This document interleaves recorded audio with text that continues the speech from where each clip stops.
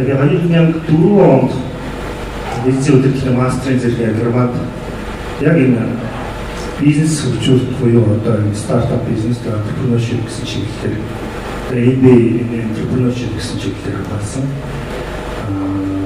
Тэрнээс хойш бол нэг хэсэг бизнесийн corporate гэж нэрлэдэг одоо бизнесийн гүйцэтгэх удирдлагт холбоо ажилласан.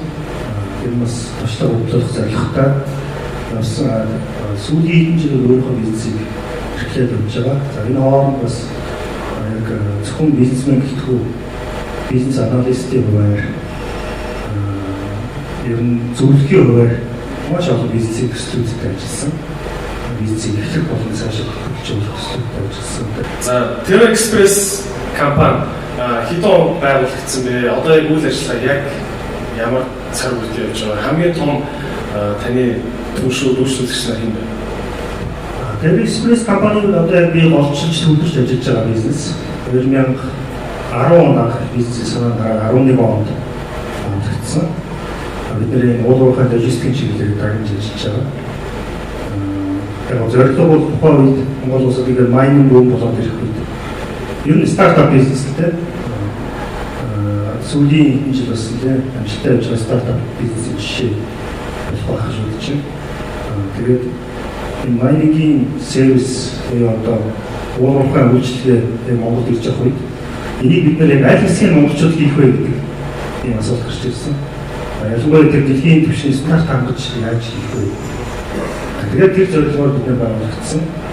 За одоо уулуурхай компани тэр туслан хамгийн том оюутлаг компанитай болчихлоо ажиллаж байгаа.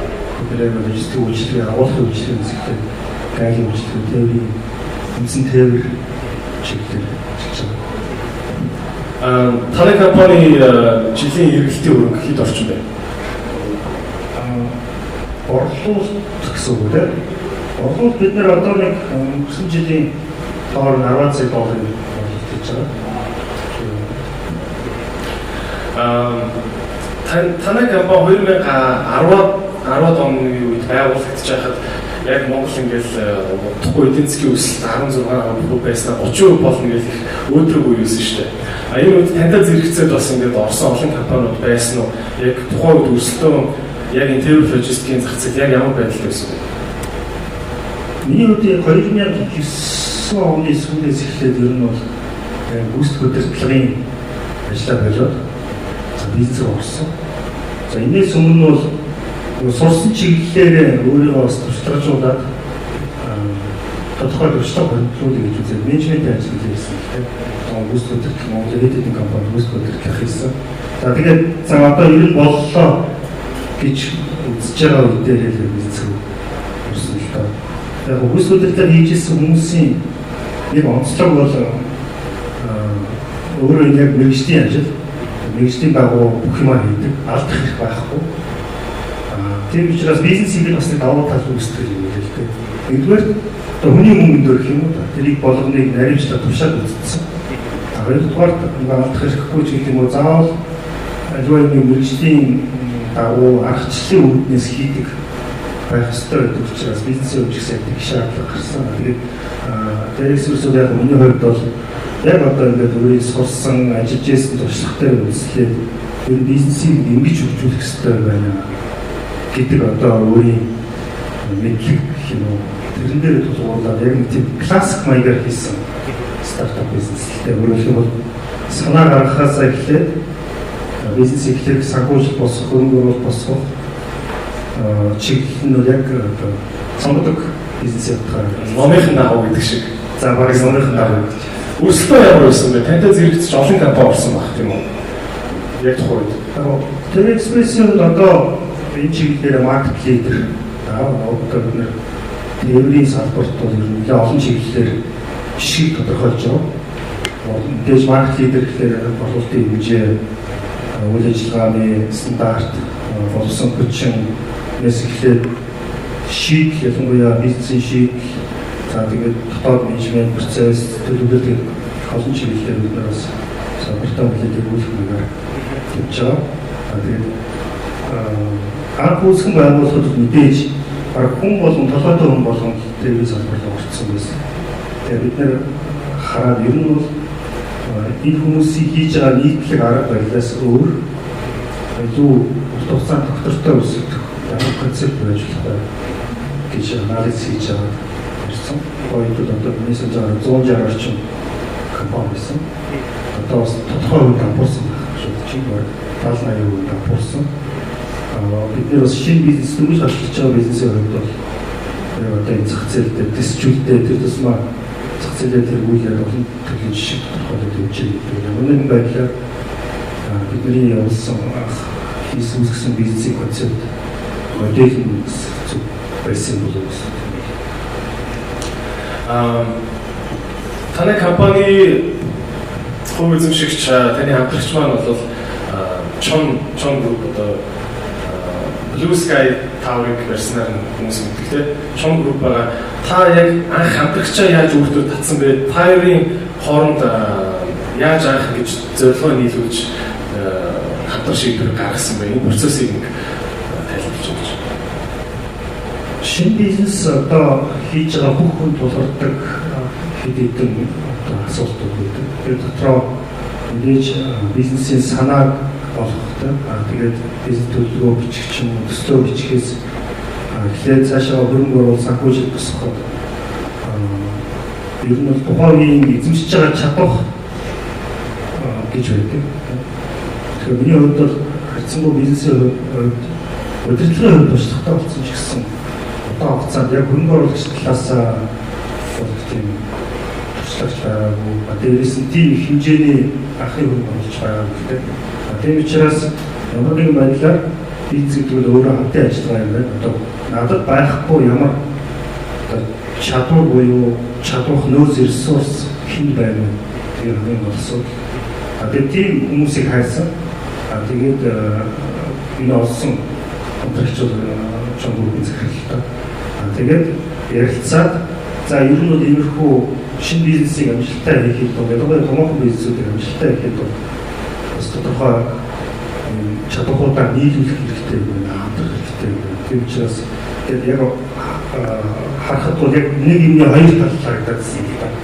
Тэгвэл би илүү одоо бизнесийг илүү номоор хийгээд сураад тэр даадсан илүү чиглэлээр нь явдаг.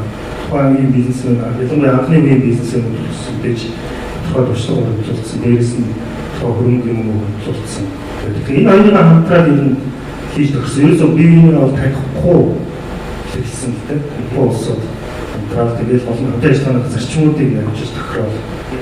За тэгээд энэ ямар ч байсан гол зорилго нь бол хамтын ажиллагааны зарчмаа нарийн тохирно. Цаашдаа одоо менежментээр өөрчлөлт юм. Цаашдаа хамгийн гол энэ бизнес урт хугацаанд амжилт үүсгэх чадвартай байх хэрэгтэй гэдэг гол юм дээр. Бодод байна л да. Уулуурхаа ингээд яг бүүмийн үе ирж байгаа. Та хэлээ 160-аад компани тийм. 160-аад компани логистик тээврийн салбар руу орсон. Ийм үед яагаад та заавал яг энэ төрлийн бизнесийн санааг сонгож авсан бэ? Таны одоо ямар бизнес руу орох уу гэдгээ шийдэх процессыг ямар хөө байсан бэ? Танд өөр санаанууд байсан уу бас? Энэ бизнесийн хамгийн эхний процесс бол санаа хөгжүүлэлт тийм. Санаа хөгжүүлэлт. Ямар ч хүнд нэг бизнес хийх санаа бол байдаг.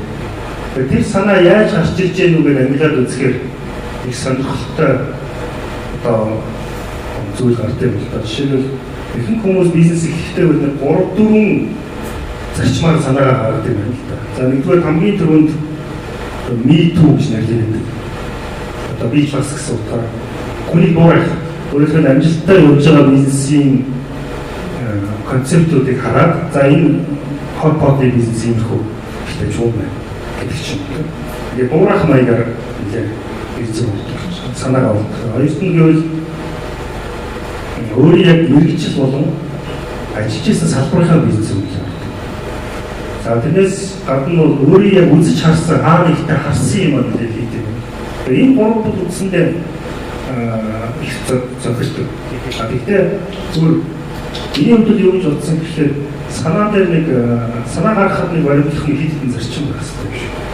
Нэгдүгээр гэвэл маш олон санаанаас шалгаж одоо сонгож шигшиж авах хэрэгтэй. Ихэнх хүмүүсийн алдаа бол нэг өөрөө нэг харсан юмдаа харсан санаагаа одоо аюул сайн гэж итгэждэг. Тэгэхээр тэрийг нухаад байдаг. Яг үүндээ бол маш олон санаанууд дотроос маш цөөхөн хэрэгждэг. Хөрөнгө оруулагч олдог. Цаашаа төсөл болдог. Төсөл нь ч гэсэн маш цөөхөн хөрөнгө оруулагч олдог. Тийм учраас эхний нэг санаа олох зарчим бол маш олон төрлийн санаанаас шигшгэхдээ дээрэс нь маш олон аргачлалууд санаа гаргах аргачлалууд. Тэгэхээр чи Dexpress компани гарсан санаа бол тухай бид нар миний төлөвлөгөө 100 санаа гаргая гэсэн үг. 100 санаа гэхдээ өөр төрлийн аргууд. Тэгэхээр ажигстраар гонд тухай менежментийн бичсэн компани ажигстраар гонд чи санааны уралдаан зарсан. 100 хэдэн санаа ирсэн. Гэхдээ бид нар тодорхой критериэр ингэ сонгоод үзэхээр ер нь нэг ч санаа нэг тийм бид нар таалагдав. Тэгэхээр за ер нь өөр шугамар санаагаа олъё. Энэ их олон талаас нь хайж үзсэн гэдэг. Тэгэхээр яг энэ санааваа яаж гарч ирсэн гэхээр индастри анализ гэж нэрлэдэг.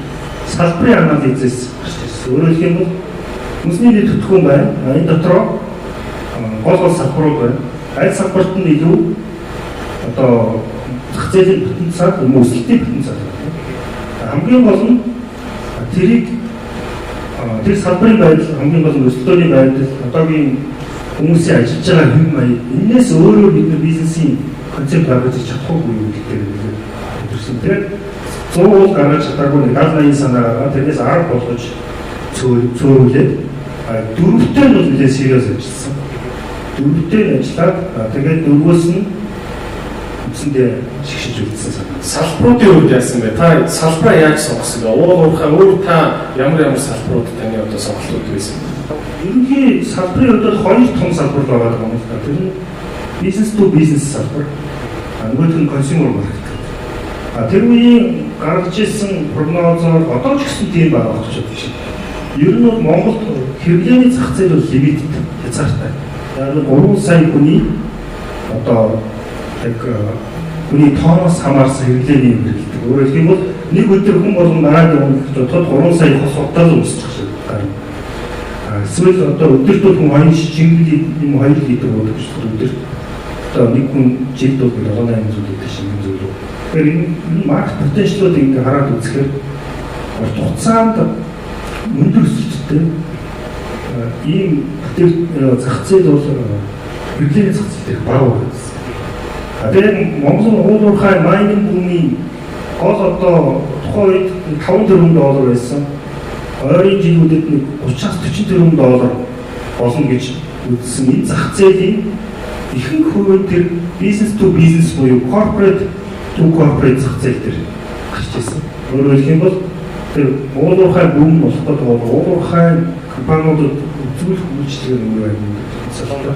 Хэрэглээний зах зээлүүд яадаг вэ гэхээр одоогоор нөгөө бүх төр эзэнтэй гэдэг чинь гоцгүй явж байгаа юм бол байхгүй. Өдөрт юм уудаггүй юм бол. Тэр шиг одоо гоцгүй явдаггүй ч байх. Тэгэхээр хэрэглээний зах зээлээр шинэ бүтээгдэхүүн гаргаж ирнэ гэдэг бол асар том хэмжээний өсөлтөө байна. Тэр утгаараа юу бизнес to бизнес нь юу. Бизнес to бизнес дотроо бол нарийнч бас салбараа хийж үзээд аль салбарт одоо юу гэхээр тийм бизнесийн шин шийдэл бүтээгдэж байна. Аль салбарт илүү одоо бас шин шийдэлгээд юм гэдэг болчихлоо. Харсан л та. Бидний харсан үнцэг бол маш олон тохиолдож байсан боловч бүгдээрээ яг нэг төрлийн концепт баримтлаад аль нэг нь бүгдээрээ хөгжилтэй биш яг өндөр тутмын орлогын төлөө яваад яг урт хугацаанд харах юм бол яг дэлхийн томоохон уулуурхай компаниудын логистикийн сервисийг одоо хангахгүй эзэдийн компани. Би ч логистикийн мэдлэгээс байхгүй. Тэгэхээр бизнес мэн гэдэг талаас яг л энэ бизнес хөгжүүлэх зарчим гаргаж ирсэн байсан. Логистикийн сервисээр надад бол нэг яадаг чинь хятадаас нэг том ачааны 10 машин оруулж ирэл зөөх яг хөө тэгээд нэг машин дээр нэг GPS суулгачих юм. Тиймэрхүү шууд төсөөлдөг л дээ. Та хэлж чинь дэлхийн том уулуурхай компаниудын шаардлага нийцэх үйс операцтай компани гэдэг чинь тийм. Яг энэ дээр ямар гол үндсэн шаардлагууд байдаг юм бэ? Тэрийг яагаад одоо ихэнх компаниуд хангаж чадахгүй юм бэ?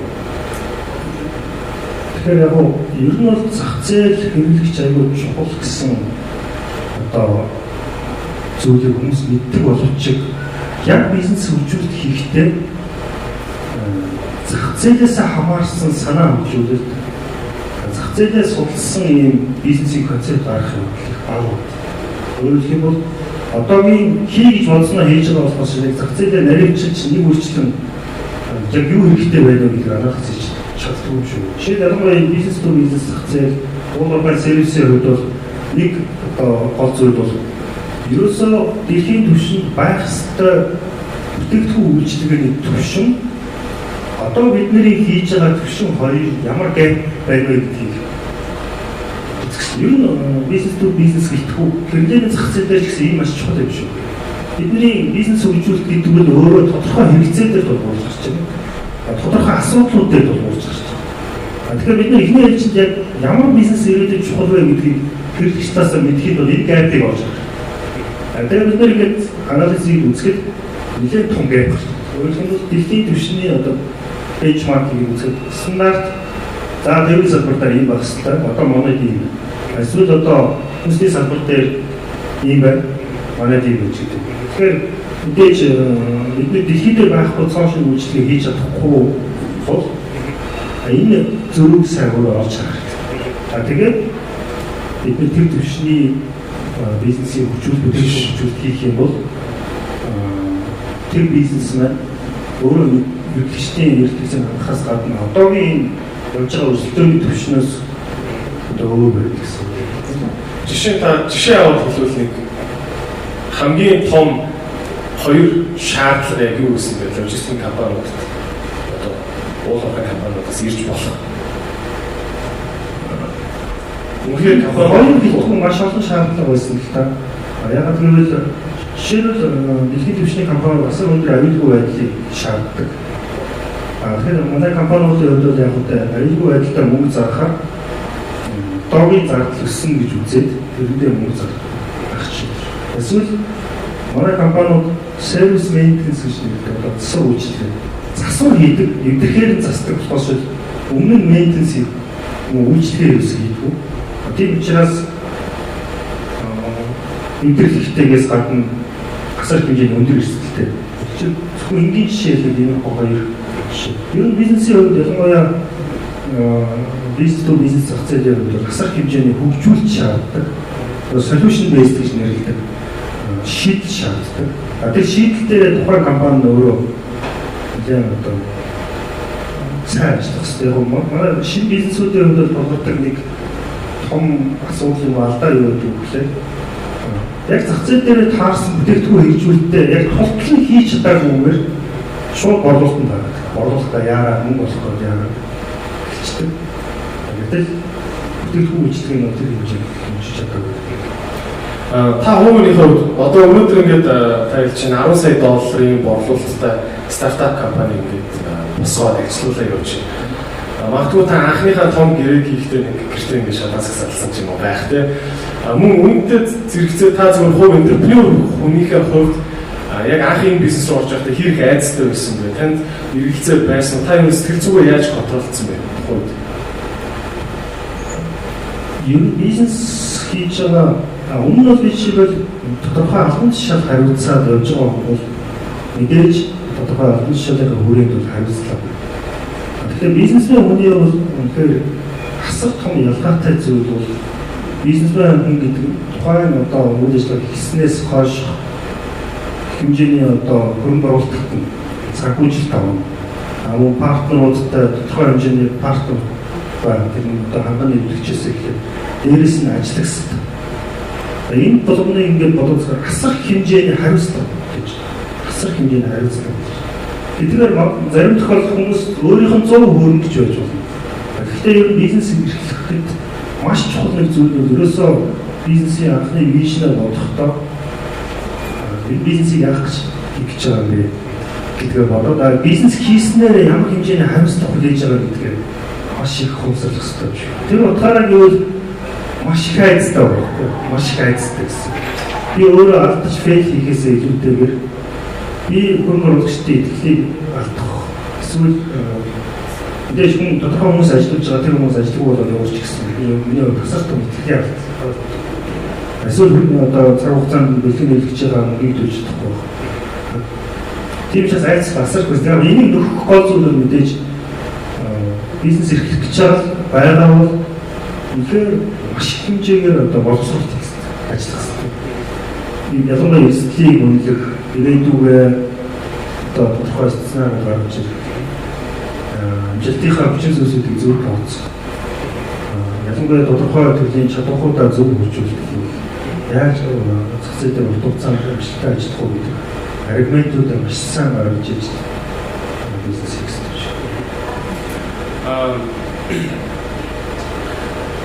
Та бас юу санаа хөгжүүлэлтийн талаар түрүүн хэллээ. Зах зээл талаас нь хөгжүүлдэг гэдэг. Мөн тогтвортой бизнес гэж нэг юм яриад байна. Тогтвортой урт наслах бизнесийн та хамгийн одоо тулгуур ойлголтууд нь яг юу гэж хэлэх вэ? Санаа хөгжүүлэлт гэдэг нь яг зүгээр бид түрүү зах зээлээс хамаарсан санаа хөгжүүлэлт гэдгийн гол зарчим гэвэл бизнес дээр үдээс үндсэн хоёр ресурс л байдаг. Одоо хоёр хүчин зүйлс. Тэр нэгдүгээрт бол нэгэнд оршин тогтнож байгаа буюу ирээдүйд бий болох бизнесийн боломжууд. Энэ бол зах зээл гэж байна. Нөгөө нэг зүйлүүд энэ бизнесийн боломжийг ашиглахын тулд бидний бүрдүүлж байгаа нөөц зөв хөгжүүлж байгаа чадварууд. Энэ хоёрын хоорондын хамаарлаар бизнес өөрөө бий болж байна. Тэгэхээр санаа бол яаж төрдөг вэ гэхээр энэ зах зээлийн боломжийг ямар ресурсаар хангах юм бэ гэдгээс орчсон санаа төрнө. Тэгэхгүй зах зээлээс хамааралгүйгээр санаа төрвөл ямар жишээ болдог вэ гэхээр Монгол одоо нэг махны зах зээл гадагшаа экспорт хийх гэж яриад байгаа. Би бол чадахгүй. Яагаад гэвэл сая хоёр хүчин зүйлсийн бид нар зах зээл гэдэг хүчин зүйлсээ сайн бодохгүй. Энэ бол өөрөө манай Монголын мал одоо бидний байгаа ресурс хүчин зүйлс. Тэгээд зах зээл гэдэг нь юу гэхээр тухайн зах зээлдээ таарсан бүтээгдэхүүн үйлчилгээд өндөрлөдөг. Тэр утгаараа юу вэ? Одоогийн яг энэ байгаа хэлбэрээр энэ махыг иддэг улс юу нэг их байдаг багч маш цөөхөн багч. Эсвэл ер нь алтаараа байж болох юм. Яг тэрнтэй адилхан IT бизнес дээр ч гэсэн одоо энэ Монгол IT парк дээр хүмүүс ингэж ажиллаад байдаг. Тэгээд аюул гол санаа гаргаад байдаг. Тэр хүн IT-ийн талаар аюул мундаг чадвартай. Гэхдээ тэр хүн Монголын жижигхэн IT-ийн зах зээлийн шийдэл дээр ажиллаж байгаа бол хичнээн сайхан санаа гаргаад байна. Жишээлбэл хятадын том одоо гаруудын програмын зах зээл маш том зах зээл шүү дээ. Тэр зах зээлээ өөрөө судлаад хийж тэрнээр тохиолсон бүтээгдэхүүн гаргуул мэдээж амжилттай болох байна. Яг энийг зүгээр зах зээлээс хамаарсан санаа хөгжүүлэх гэж байна. Бизнесийн концепт гэж нэг юм яриад байна. Бизнесийн санаа нь адилхан боловч модель нь өөр байснараа бизнес үеийнээс эрс ялгаатай болчиход шүү дээ. Тэгвэл хүчтэй ийм сайн моделийг ер нь яаж бодож болох юм? Энийг үндсэн алхмууд юу байх вэ? Бидээс бизнес бодлын хөгжүүлэлтийн өмнө санаагаа нэг дуусгах хэрэгтэй бол да. Жишээлбэл санаа ямар санаа болох санаан дээр нэг хэд хэдэн зарчмууд байгаа шүү дээ. Нэгдүгээр маш олон санаа маш олон төрлөөр хийгээд тэрийг өмнөх аргачлалаар болсон. За тэгээд санаа ямар шаардлага хангасан болстой гэхээр хийж байгаа юмыг давтаж хийж байгаа бол маш том өсөлтөөний давуу тал болох шинэ хүчин зүйлсүүдийг тэр компани хөгжүүлэх хэрэгтэй.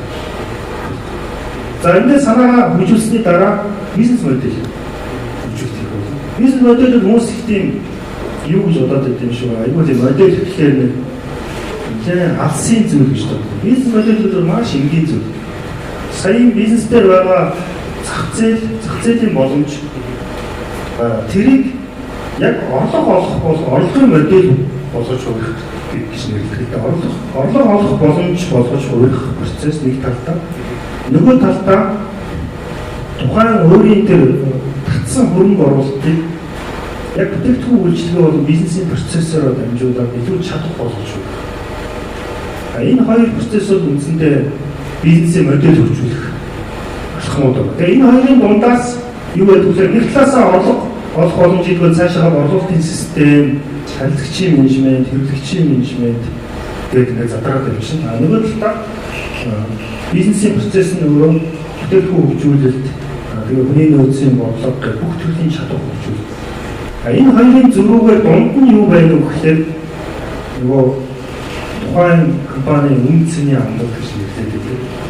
Бидний хэрэглэгч санд болгож байгаа юм юугаараа бусдаас өөр юм. Эсвэл орлого талаас бусдаас аваад өгөх байж болно. Эсвэл бүтээгдэхүүн талаас илүү чөлөөтэй байж болно. Энэ хоёрын зөрүүгээр тухайн бизнесийн модель тодорхой. Та жишээ өгч чадах уу? Одоо жишээ нь бизнес модель нэг талд юм байгаа, нөгөө талд юм байгаа. Ерөнхийдөө санаа адилхан тийм чадвар нь энд илүү болоод энэ ч юм уу байгаа гэсэн. Жишээ юу гэж олон улсын нийтлэг жишээ санаа болж байна. Тэр нь бол хөлбөмбөгийн стадиум.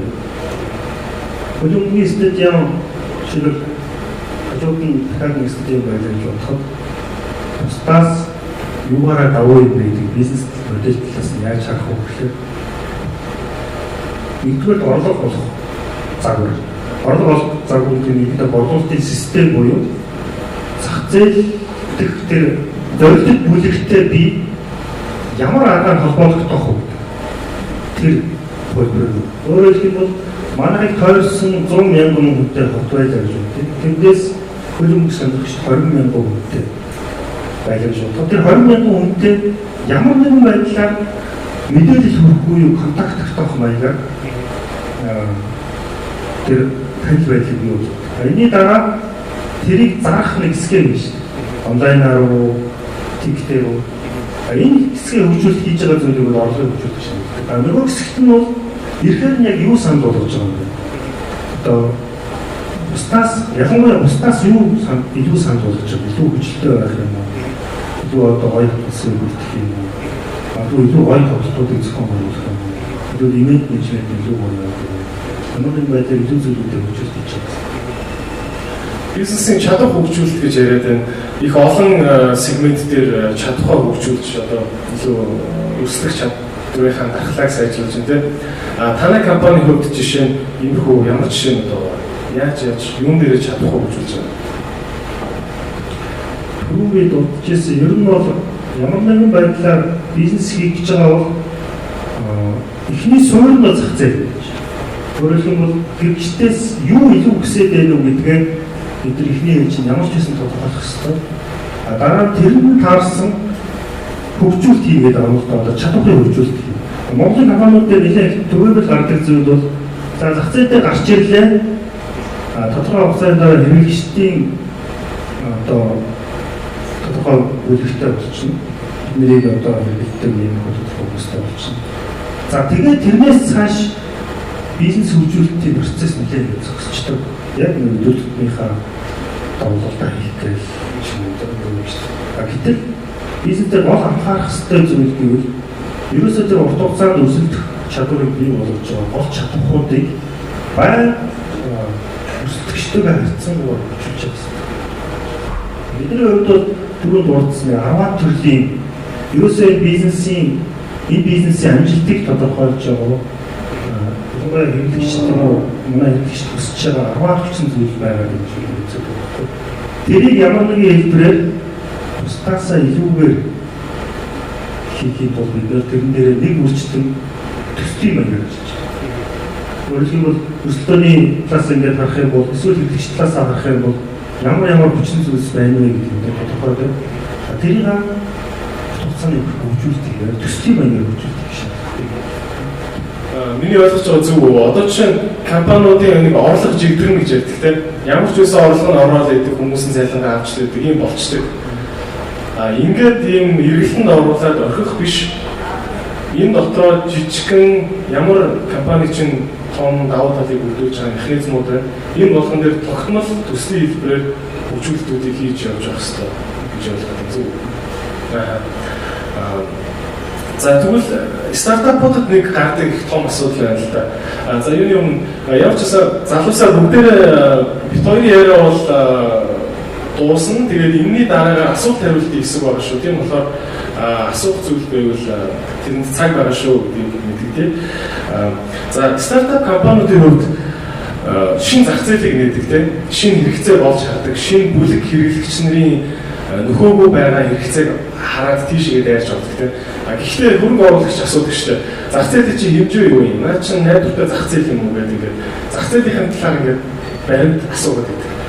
Энийг яаж яг үнэлдэгийг зах зээлийн талаар юу ямар үндсэн тоонууд байдгийг та энэ дээр ойлголоо гэж.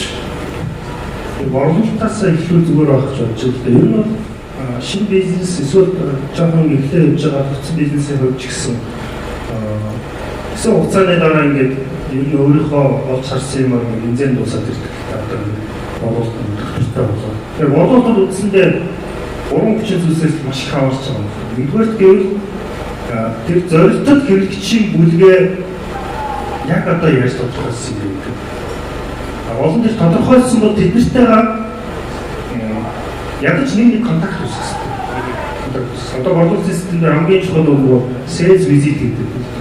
Өөрөөр хэлбэл 20,000 хэрэглэгчтэй эсвэл 200,000 потенциалны хэрэглэгчтэй бол тэр хүмүүстэй ямар байдлаар контактлах вэ? Ямар үйлчлэлтэйгээр контактлах вэ? Борлуулалтын систем гэж нэрлэдэг нэг борлуулалтын систем маш чухал байдаг. Хоёрдугаар мэдээж бүтээгдэхүүн хөгжүүл. Бид нар яг энэ хүмүүстэй таарсан бүтээгдэхүүн яг хөгжүүлж чадсан уу юу гэдэг зүйл. Гуравдугаар зах зээл хөгжүүл. Өөрөөр хэлбэл бидний яг одоо хүч чадах тэр бүлэг хэд байгаа бэ гэдэг нь нэгүслийн тодорхойлох зах зээл хөгжүүл. Тэгэхээр яг мэдээж шинэ бизнесээр хамгийн их гарч ирдэг асуудал бол ерөөсөө зах зээлийн талаар жоохон бага мэдээлэл хэлсэн. Энэ нь бол хоёр хандлага байлаа. Нэгдүгээр одоогийн яг миний орох гэж байгаа зах зээл дээр бодиттой борлуулалт эсвэл бодиттой хэрэглэгч байгаа одоогийн зах зээлийн хэмжээг яаж тогтоох вэ? Энийг яг бүр том утгаараа бизнес интеллиженс гэж нэрлэдэг. Тэгэхээр бизнесийн хувьд нэг чухал зүйл бол тогтоохгүйгээр ингэж явж ирснээс яаж игээд бүх чиглэлээр одоо мэдээлэл зөвлөх шаардлагатай. Жишээлбэл би нэг жишээн дээр хэлэхэд нэг оромсны үйлдвэрийн шилэн тахгой үйлдвэр бизнесийн төлөвлөгөө. Тэгээд бид нар асуусан за танай зах зээлийн одоогийн хэмжээ чи хийдэг гэсэн мэдэхгүй. Тэгээд задаана юуныхаа захын дангуу болох газруудыг тоолох хэрэгтэй. Нэг хүчин тоолсон гэдэг. Нэг хайртай тоолоод тийм. Ерөөсөө нэг хүчин тоолоод тэгээд тэрийг ойролцоогоор бас нэг чадвар нэг бүрүүлж үзэж байгаа дундаж бодлолтой хэмжээ авсан. Тэгэхээр ямар нэгэн байдлаар ерөөсөө бизнесийг баахан хөрөнгө оруулалтаа одоо цаашдаа зөндөө удаа ажилладаг шүү дээ. Тэрийг нэг мэдж байгаа бол ямар ч байсан зах зээлийнхаа одоогийн хэмжээг тодорхойлох шаардлага юм. Дараа нь хоёр дахь нь мэдээж үүсгэх зах зээл шүү дээ. Үүсгэх зах зээлийг нэг стационар гаргах хэрэгтэй гэдэг юм байна. Хэд хэдэн хүчин зүйлс авч үзэж байгаа. За ер нь бол дундаж гэж үзүүлж байгаа байхгүй. Бидний бизнес дунджаар хэр хэмжээгээр өсөх вэ гэдэг. Ямар нэгэн байдлаар тодорхой стационар гаргаад энэ дээр тулгуурласан бизнесийн бүтээгдэхүүн хөгжүүлэлт хийхгүй. Одоогийн байдлаар харахад бол нөгөө анх бизнес хөгжүүлэлт хийхдээ энэ зах зээл хөгжүүлэлт нь нэгээс гол хэсэг юм баггүй. Гол хэсэг борлуулалтын таамаглал гэх юм маш гол хэсэг байгаа гэдэг. Энэ дэндүү их цаг базар. Жишээлбэл барилга барих гэж бодоход нөгөө машин барилгынхаа план зураг энэ төр хийхэд асар хэмжээний зардал зардаг мөртлөө дандаа зардлынхаа хэсэгтээ ажилтдаг мөртлөө зах зээлийн хэсэгтэйгээ илүү байгаа ч. Тэгэхээр ямар ч гэсэн тухайн бизнесийн төлөвлөгөө хийж байгаа бол эсвэл агны хөрөнгө оруулалтынхаа тодорхой энэ чиглэлээр зарцуулах, тодорхой цагийн хэмжээ чиглэлээр зарцуулаад ямар нэгэн байдлаар бодлогынхаа хэмжээг прогнозчлохоос дөрөв. Стартапууд тэгвэл яаж байгаа шүү дээ ингээд. За Монгол хэдэн хүн авах юм бэ гэхээр нэг статистикийн төв газраас ч юм уу өөр нэг төсөө компани судалгааг нэг яаж хийж байгаа авчлаа тийм юм байхгүй байгаа тохиолдолд ядаж нэг 3 хүнтэй баг гаргаад борлуулалтыг хийж байгаа юм шиг ингээд бүр механикал хүн болгонтой туулж ажиллаад тоо цуглуулах гэж ойлгож байна зүг. Ер нь яг шинэ бизнесийн санаатай өмнө бизнесд хийж байгаа хүмүүсийн хувьд бол мэдээж бэрхшээлүүд үгээр бизнесийг хөгжүүлэх, бизнес төлөвлөгөө хийх үеийн мэдлэгийн асуудал. Мэдлэг юм эсвэл туршлагын. Тэгэхээр одоо жишээлбэл инкубатор төвүүд, акселератор төвүүд ер нь бизнес гэж юу юм бэ гэдэг ойлгох юм бол бизнес гэдэг нь өөрөө үндсэн 3 зүйл гэдэг байна. Санаа хөгжүүлэлт, зах зээл хөгжүүлэлт, бизнес модель хөгжүүлэлт. Энэ 3-ыг ерөөсөө тэр бизнес стартап бизнес хийж байгаа хүний үндсэн өөрийн хийх ёстой зүйл байна. Нөгөө нэг санхүүжилтийн хэсэг байгаа. Санхүүжилтийн хэсэг бол өөрөө санхүүж төрөг оруулалтын хэсэг бол өөрөө энэ чинь дэд үтцэн. Дэд үтцэн. Өөрөөр хэлбэл чиний таарсан хийсэн бүтээгдэхүүн чинь сайн бүтээгдэхүүн байх юм бол тэр нь өөрөө одоо зүгээр тийм механик гэж байна. Мэдээж нэг идэвхжлийн асуудал гарна. Тухайн хүмүүсийн чадварын асуудал гарна. Тийм учраас яг ихэнх шатны бизнесийн яг ихэнх шат маш чухал байдаг зүйлүүд нь менторшип гэж хэлээд байгаа юм л да. Өөрөөр хэлбэл тэр бизнесийн юм хийгээд ингээд явах процесс ямар нэгэн байдлаар за одоо энэ болж гэнэ үү, энэ санаа нь болж гэнэ үү, зах зээлийн тоовыг ингээд гаргаад ирсэн энэ нь болж гэнэ үү. За энэ санхүүгийн тоонуудыг хөрөнгө оруулагч сонирхох уу байдлаар ер нь бол чиглэлийн мэргэжлийн хүмүүсээс яаж ингэж зөвлөгөө авах вэ? Яг нь бизнес гэдэг бол бас цаашин мэдлэг байгаа байхгүй. Тийм учраас хичнээн гоё санаатай байсан ч гэсэн хичнээн тухайн мэргэжлийн чиглэлээр туршлагатай байсан ч гэсэн зэн усан төрлийн алдаа байгаа. Тийм учраас ялангуяа одоо энэ стартап Монголиа ч юм уу иймэрхүү институтууд Монгол сүлжээ нөлөө бий болж байна. Тэр стартап экосистем гэж нэрлэдэг л да. Тэр Монголд илүү хөгжих юм бол шинэ гарч ирж байгаа бизнесүүдэд зөв боломжийг бол таны менторшипийн санаатай их санал нийлж байна. Яг манай стартап Монголиа байгуулах бас нэг чухал баримтлагдаг юм байдаг тийм. Бизнес заавал нэг ментор байхгүй бол болохгүй. Цаг заавал алддаг, хин нэгний алдсан алдаг, заавал гаргадаг тийм бизнес болохтой. За буцаад борлуулалтын сэдвээр ороход ерөнхийдөө борлуулалт гэдэг юм чинь өөрөө хөгжөөд байгаа шүү дээ. Борлуулах арга зам ч юм уу хандлага өөрчлөгдөд байгаа. Монголд сүүлийн ер нь 15 жилийг та эргээ харуул борлуулалт гэдэг энэ зүйл яаж хөгжсөн бэ? Гол шинээр нэмэгдсэн сайн зүйлс нь юу байна? Та юу гэж харж байгаа?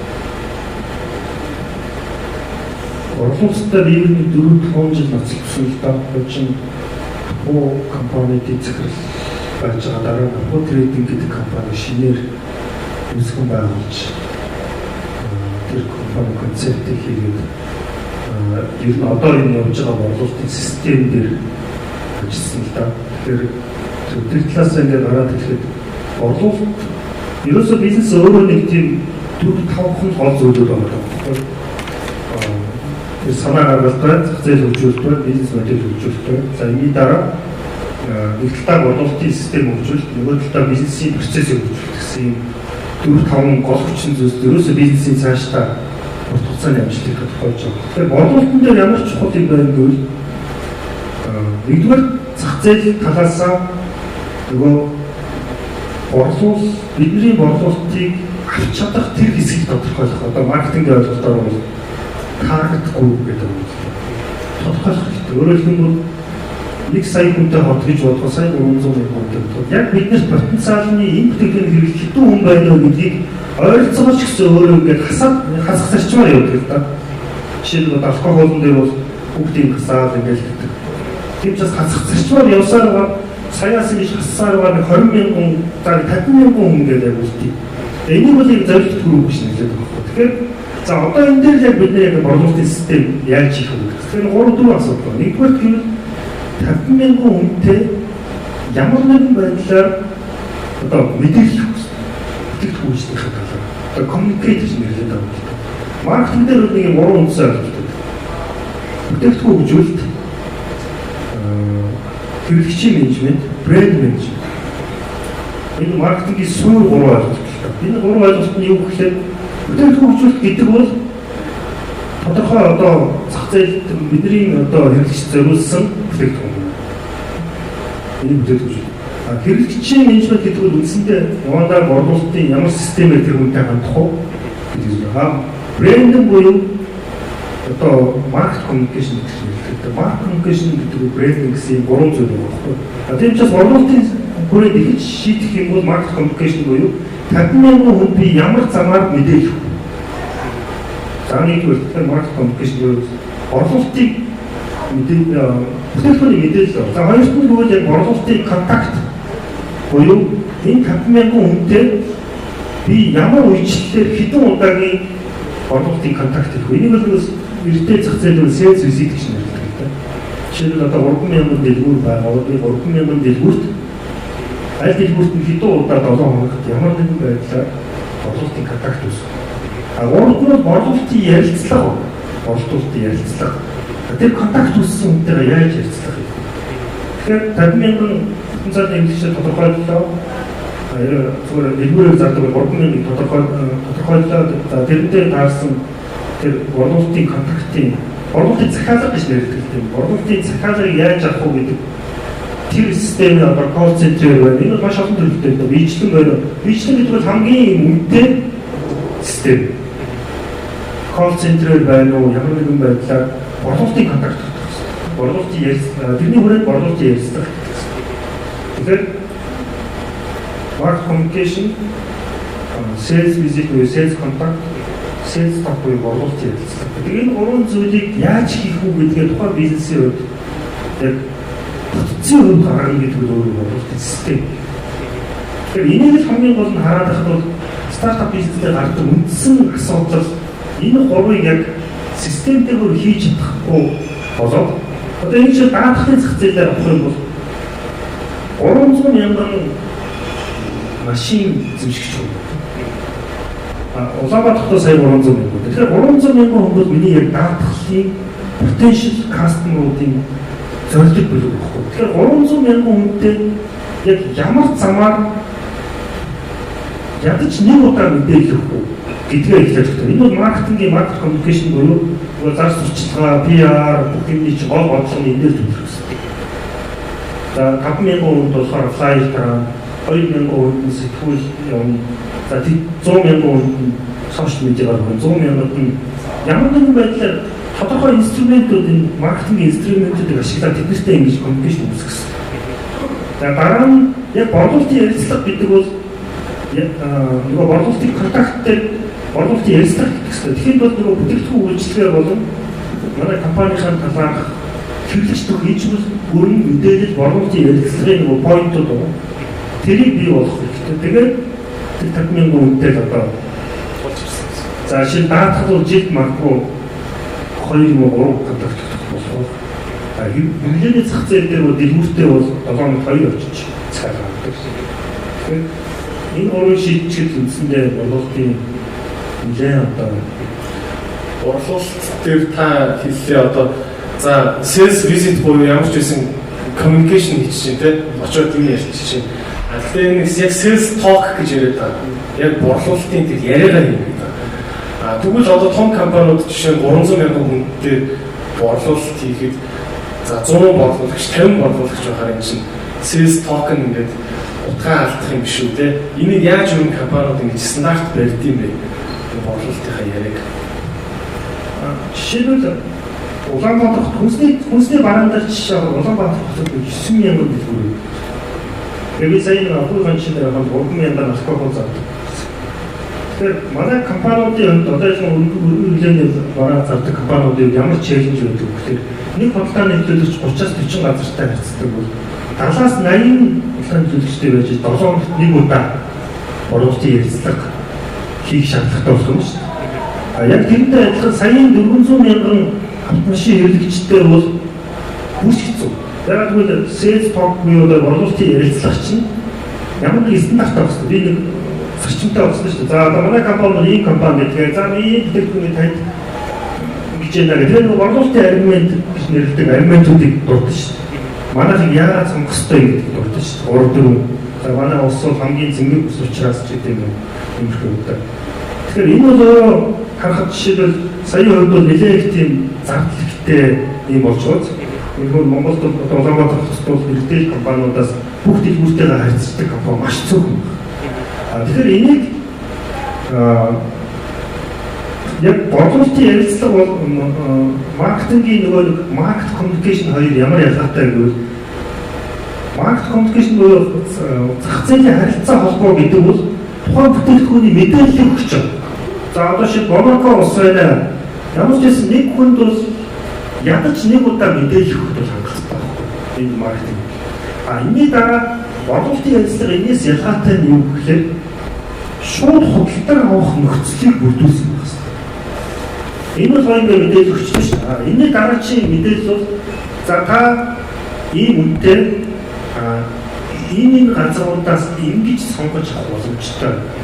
Тэгээд борлуулалтын худалдаа авалт хийх боломжтой мэдээллийг тэр хүнд өгөх гэсэн. Тэр утгаараа гэвэл тэр түвшний мэдээллийг бэлтгээд жишээлбэл сошиал медиад одоо сошиал медиа бол тэр шинэ зах зээл маш том зах зээлийн боломжийг шинэ бизнесүүд нээж өгч шүү дээ. Интерактив болцоо одоо хоёр талын харилцаа холбогдох боломжтой.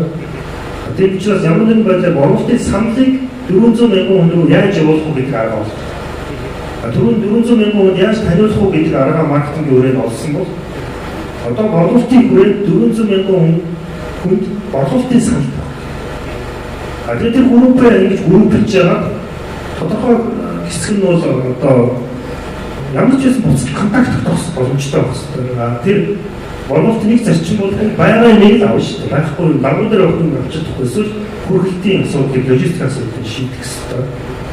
За ингэсний дараа үндсэндээ тэр борлуулалтын буцан бидний рүү хандах хэрэг байна гэдэг нь амжилттай байна л да.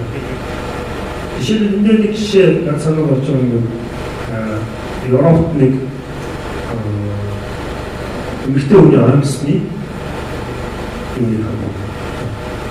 Онлайнаар зардаг компани. Тэр бол компани яадаг вэ гэхээр нөгөө таргет группээр бол буюу зорилт бүлгээр тодорхойлж за 50 сая юм гэж шүү дээ. 50 сая ихтэй Европ даяар гэж. Тэгээд дотор ингээд ялгцсан байгаа байхгүй юу? Ялгаад за эдгээр ингэж мэдээлэл өгөх гэж мэдээллийн сургуулийн тусдаа дараа нь ингэж борлуулна гэдэг.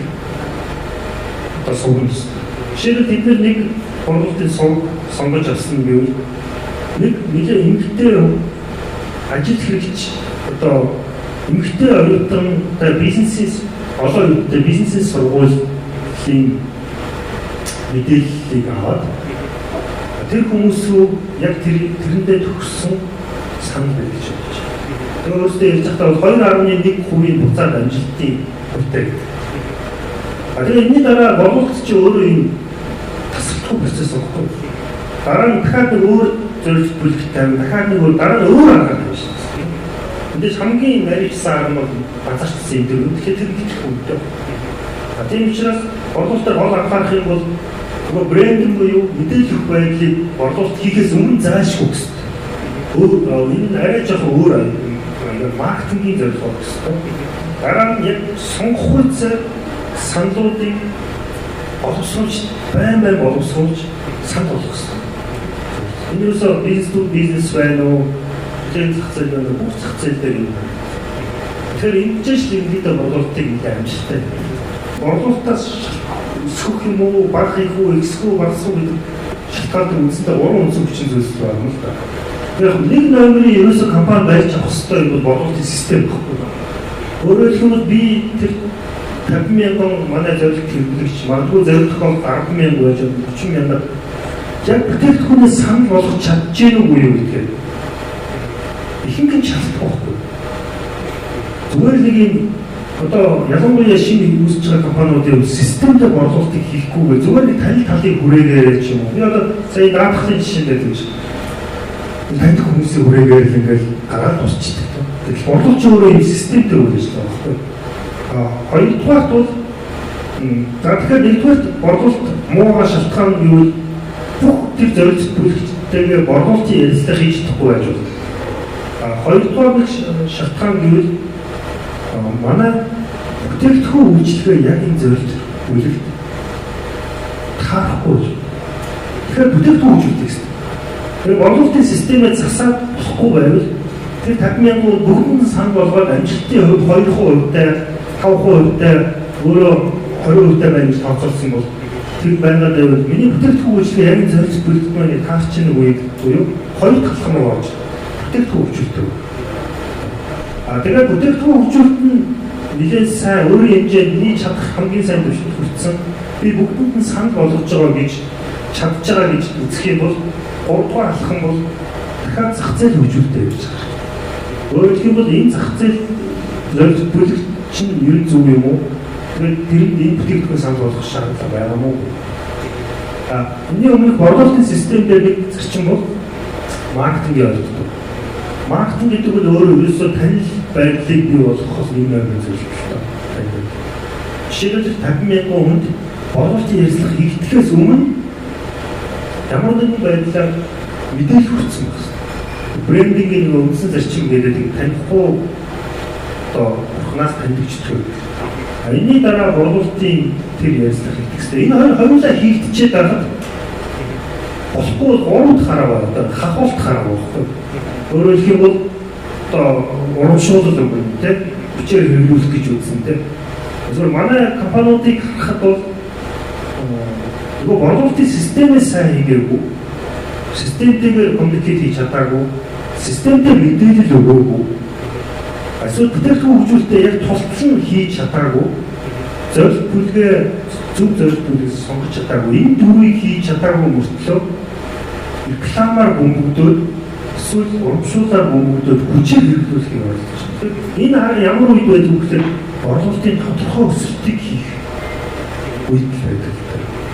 Ялангуяа стартапууд бол энэ шинэ хуучин төгссөн компаниуд шиг юм хүчээр хангалттай хийх бол болцоо байхгүй. Тэр утгаараа гэвэл тэгж хүчээр промошн хийх юм уу, реклам хийх энээс өмнө маркетингийн борлуулалтын суурь асуудал саяхан дөрвөн асуудлыг шийдсэн. Ер нь бол маркетинг дээр шинэ бизнесээр маркетинг дээр ойлгох хэрэгтэй нэг зүйл бол маркетингийн амжилтын үндсүүд өөрөө дахиад зах зээл хөгжүүлэлт, бүтээгдэхүүн хөгжүүлэлт, борлуулалтын систем гурав дээр л байна. Тэрнээс шил нөгөө хэрэглэгчийн үндэс гэдэг ойлголт байгаа шүү дээ. Хэрэглэгч бусад бүтээл бараатай харьцуулах юм бол илүү их үндэсний авах бүтээгдэхүүнийг биднээс сонгоно. Үндэс нь юугаар илэрч болох вэ гэхээр илүү хямдхан байж болно, илүү чанартай байж болно, илүү хурдан байж болно. Эсвэл илүү таалагдах сэтгэл зүйн тэр одоо нөгөө холбоо бий болгох, брендинг болгох чинь. За эднэрийг бий болгох нь хамгийн чухал. Тэгэхээр энэ харилцагчийн хэрэглэгчийн үнцнийг нэмэгдүүлэх нь чухал байдаг. Тэгэхээр бусад харилцагчтай үйлчлэгчтэй харьцуулахад үнц нь илүү бүтээгдэхүүнийг авдаг ийм зарчимтай. Гэтэл одоогийн маркетингийн яваад байгаа зарчмууд үдээрээ юм эсрэгээрээ байна. Асар их магтаад ингээд тэрийг маркетингээр ойлгоцсон. Нөгөө бүтээгдэхүүний гоё магтсан бүтээгдэхүүн аваад үзэнгүүт тэрнээсээ муу байвал хэрэглэгчдийн үнцийн сэтгэл хангамж ирсэн болж байна. Тэр утгаараа гэвэл хамгийн сайн маркетинг өөрөө нөгөө өөрийнх нь бодсноос илүү үнцний өгч чадж байгаа илүү сюрприз болж байна. Тэр утгаараа илүү сэтгэл хангамж илүү хэрэглэгчийн үнцэн бий болж байна гэдэг юм харагдав. Тийм учраас сая зах зээл талын маркетинг талын асуудал саяын үнцэн бүрдүүр асуудал шийдсэн. Тантай дээр нэг таалалтаа ярьж байхдаа хэлсэн. Манай компани үндсэн өргөгч юм манай машинууд биш дээ гэсэн. Тэр жаас нэг жоо гайхшуулсан байна. Компани үндсэн хөрөнгө гэж та яг юу хийх вэ? Компани янз бүрийн салбарын компаниудын хамгийн үнэтэй юм юу байдаг? Тэгэхээр яг энийг бодоход бол ер нь бизнес гэж юу вэ гэдэг талаар бодох хэрэгтэй. Хүмүүс бизнесийг маш их мөнгөтэй холбож үздэг. Өөрөөр хэлбэл бизнес гэдгийг нийтлэг хүмүүсийн ойлголт бол аюул мөнгөтэй хүн тэргээрээ нэг бизнес хийгээд тэгээд ашиг олох. Энэ бол бизнесийн маш сүүлийн маш жижиг хэсэг байна. Жижиг хэсэг гэдэг. Ер нь бизнесийн гол өөрийнх нь үндсэн зарчмыг гэвэл түрүү бизнес гэж дэлхийд юу ойлгоод байна вэ гэхээр дахиад нөгөө идэвхтэй санаа хөгжүүл, зах зээл хөгжүүл, бизнес өдөр хөгжүүл гурвыг л ойлгох. Энэ гурвыг л ойлгох. Энэ гурван сайн байх юм бол бүтээгдэхүүн зарагддаг ш. Хөрөнгө оруулагч, санхүүжүүлэгч бол тэртээ тэргүй зөндөө. Монгол бол нэг жоохон асуудал биелдэг нөгөө манай энэ санхүүжилтийн дэд бүтц. Ялангуяа эхний үеийн бизнес одоо эхний үед дээр одоо гадных шиг angel investment ч юм уу venture сан энэ ховор учраас хэмжлэн таних талаараа ч юм уу одоо аав ээжээ эсвэл өөрт нь мөнгө оруулах бизнес хийж чаддаг. Тэгээ байгаа. Гэхдээ одоо бол яг ийм бизнесийн сонин үе рүү орж ирдэг бол. Үнэхээр яг бизнес гэдэг нь юу юм? Бизнесийн амжилтын үндсэн нь юу юм гэхээр зах зээлээс хамаарсан сайн чадвар хөгжүүлэлт, сайн үйлчлэлийн давуу тал бий болгосон бизнес өөрөө хугацаанд амжилттай байна. Энд бол мөнгө хангалттай болно. Мөнгө оруулах санхүүжилттэй болно. Тийм учраас тэр санаа хөгжүүлэх бизнес модель хөгжүүлэлтэн дээр илүү тулгуурлаж байгаа. Тэр нь өөрөө ирээдүйн бизнесийн амжилт. Магадгүй одоо ингээд бизнес эхэлж байгаа улсууд хитрхи ахуй юм баригдаад өөрөө эхэлж мөнгө олох амжилтаагаа дэвшүүлэх зорилготой хүмүүс бизнес эхэлж байгаа шүү дээ. Тэгээд нэг олдог зардаг юм хоёрынхоо дунд хашиг тэгээд нэг өдөртний ахуй юмд аягүй баригдаад яваа бизнес нь өөрөө бизнесийн үндсэн зарчим чи юу вэ? Үндсэн чадвар чи юу вэ гэж боддог. Үндсэн чадвар юу гэхээр хэрэглэгчийн асуудлыг шийдэж байгаа компанийн шийдвэр шийд. Тэр шийдэх нь юу гэхээр бизнес процессор дамжиж байгаа бүтээгдэхүүн гэж. Тэргээр үүсэж байгаа тэр устдаас илүү хөгжүүлж байгаа чадвар. Тэр чадварыг хангах машинтай хүмүүс зөндөө. Бүх компани чадвар жишээлбэл үйлдвэр биш. Тэр бизнесийн амжилттай явуулж байгаа гол чадвар жижигхэн ресурс авах үүсэж байна. За танаас хөрөнгө оруулалттай холбоотой эдгээр асуулт асууя гэж бодлоо. За инвестор хүн гэж нэг хүн байна. Тэгээд хөрөнгө оруулж байна. Танд итгэхэд мөнгө өгч байна. За менежментэд чинь заримдаа оролцоо, заримдаа оролцохгүй гэж янз бүрээр тохирч байна. Инвестор хүн, фаундер хүн хоёрын хооронд ямар хөө харилцаа таардаг юм. Компани жижигхэн байхад энэ харилцаа ямар байж байгаа ер нь компани ингээд томроод ирэхээр ямар гол өөрчлөлт гардаг. Энэ талаар нэг зөв тогтол байна уу? Хөрөнгө оруулагч чиг ойлгоход бол бизнесмен хөрөнгө оруулагч хоёр ямар ялгаатай байх вэ? Хөрөнгө оруулагч гэдэг бол одоогоор тодорхой ресурсыг эзэмшиж байгаа. Тэрийг ирээдүйд ашиг олгох зорилгоор байршуулт хийж байгаа хүнийг бол хөрөнгө оруулагч. Тэр утгаараа хөрөнгө оруулагч бол хөрөнгө оруулалтын тодорхой үзүүлэлтүүдийг байнга харж яадаг. Тэгэхээр бизнесмен хүн бол хөрөнгө оруулагч биш. Байж болно. Бизнесмен хөрөнгө оруулагч давхар байж болно. Тэгэхээр бизнесмен хүний үүрэг нь юу гэхээр одоо байгаа энэ бидний зах зээл эсвэл аль нэгэн зах зээл дээр тэр бизнесийн санааг олох үүрэгтэй бизнес моделийг хөгжүүлж хөрөнгө оруулагчдад санал болгож идэг бизнесийн бүтээгдэхүүн үйлдвэрлэгч байна.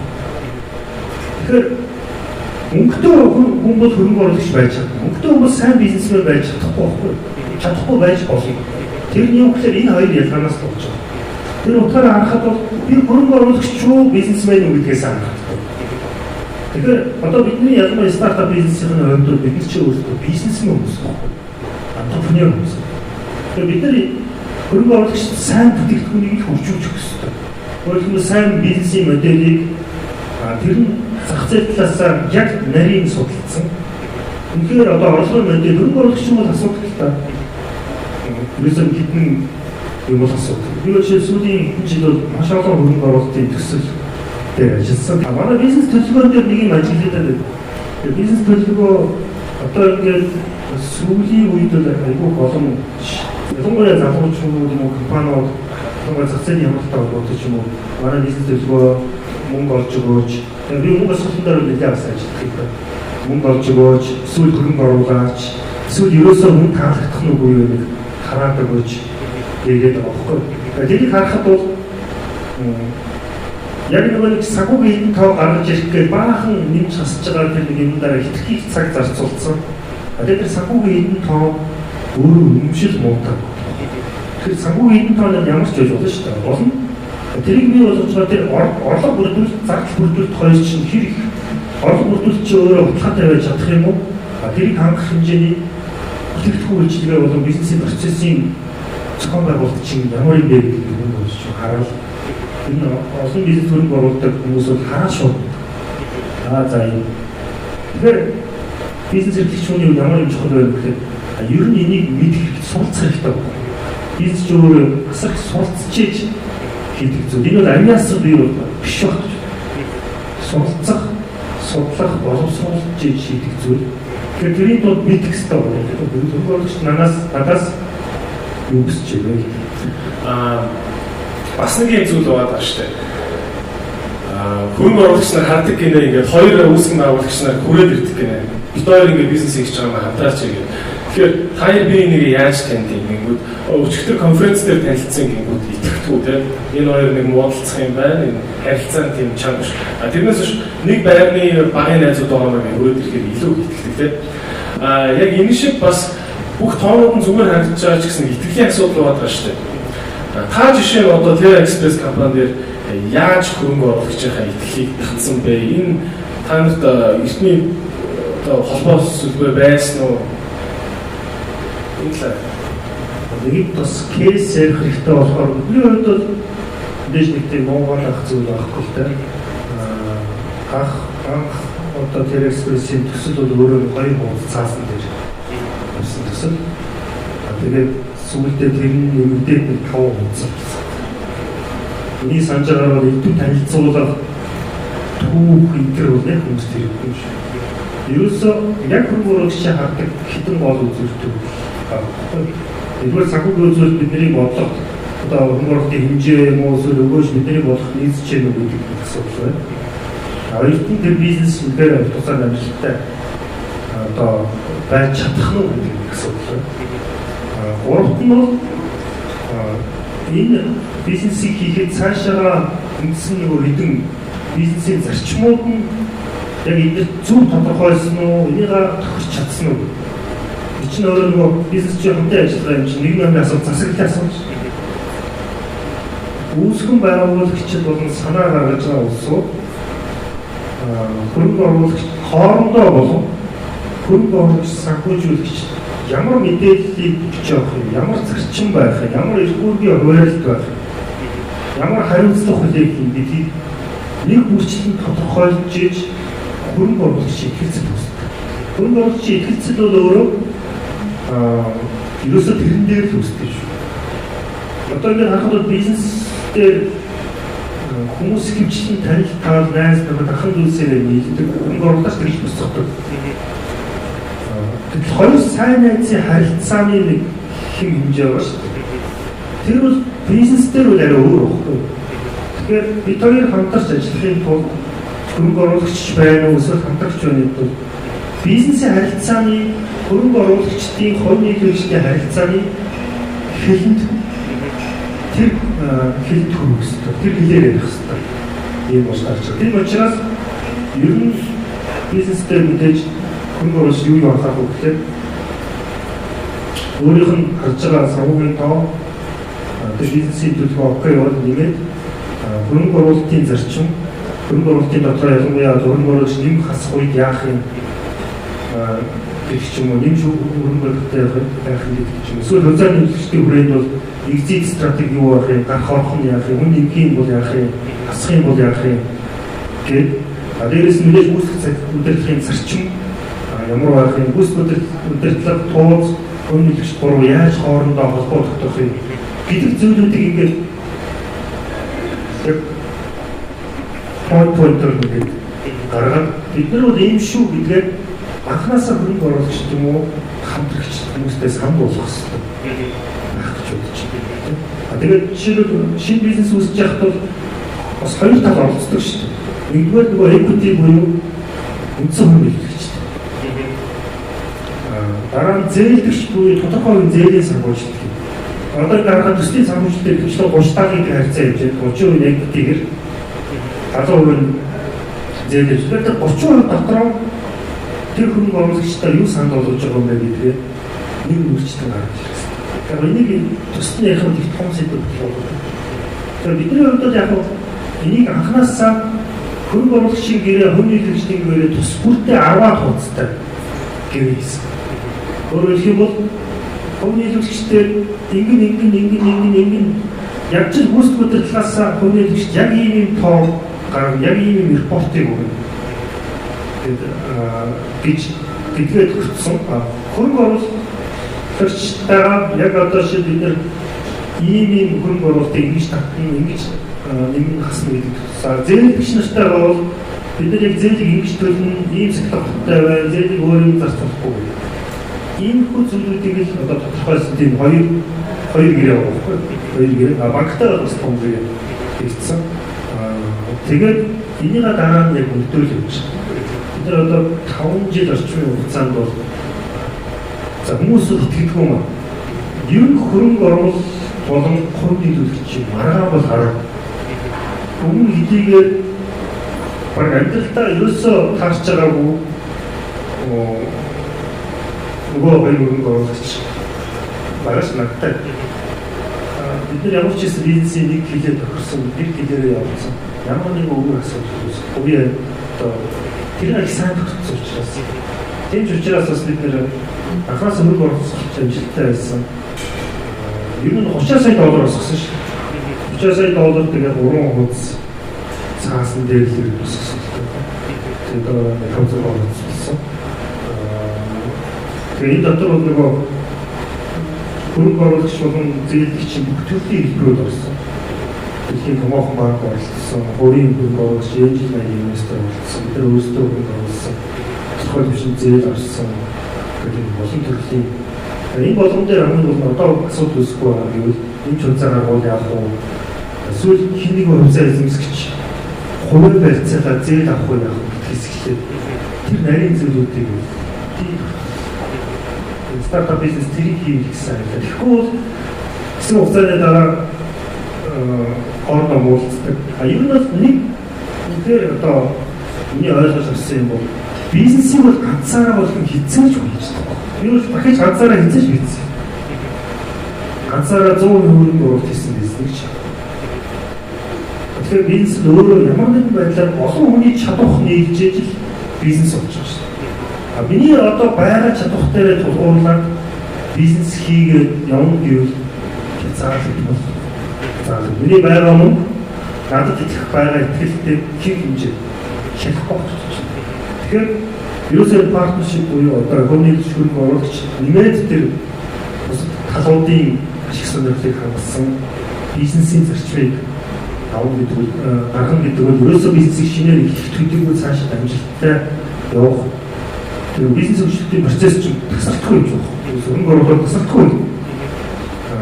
Энийг бидээс ерөнхийдөө хөрөнгө оруулалт тасралтгүй юм. Эсвэл заримдаа татагдана. Хөрөнгө оруулалт татаж явж зээл тасралтгүй аав цааш төлөв. Хүн бол орж ирэн гарна. Тэгэхээр бизнес нь өөрөө орж байгаа.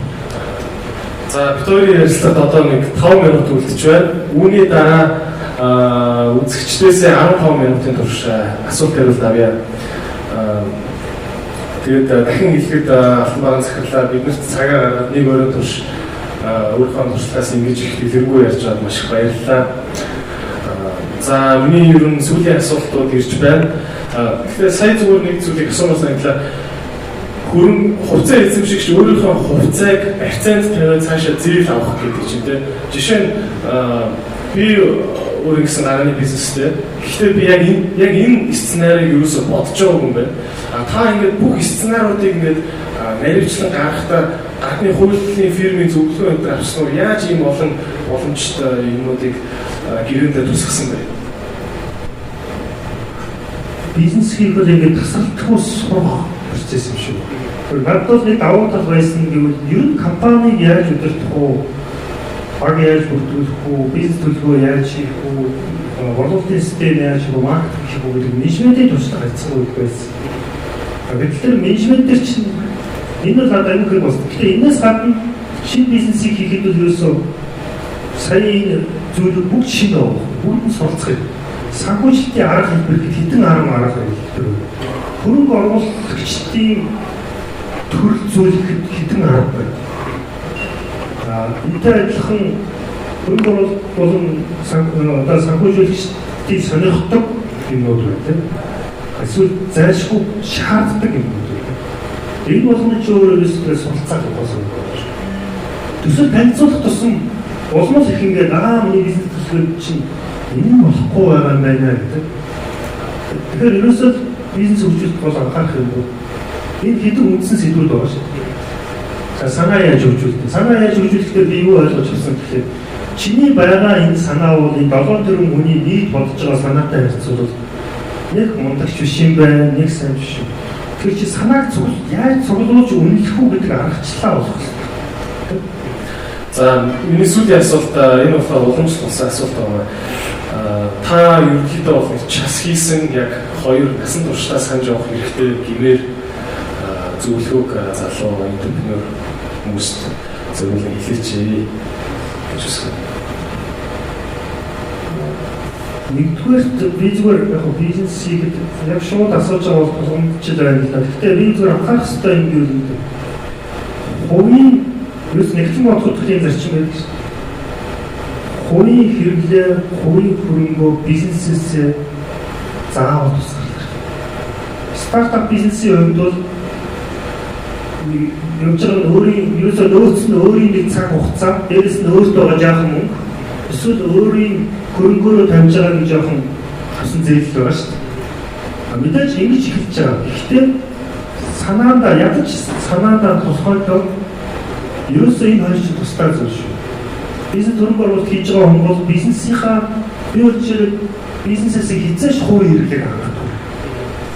Энэ ч өөрөө би хөрөнгө оруулалт хийсэнд бол зөвхөн ноогдол ашигаар би татаа авч ирсэн. Тэсэрч юм.